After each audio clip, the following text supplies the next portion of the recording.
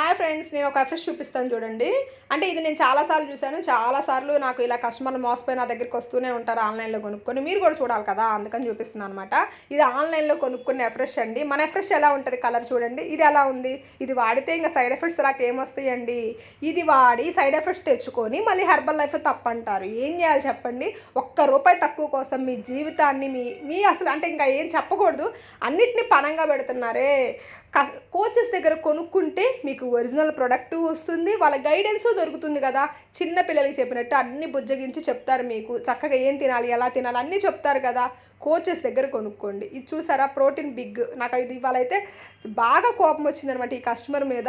ఇలా తెచ్చుకొని మళ్ళీ వచ్చి వాడొచ్చా అంటే బార్కోడ్ చూడండి, మన దాని మీద అక్షరాలతో సహా బార్కోడ్ కనిపించింది.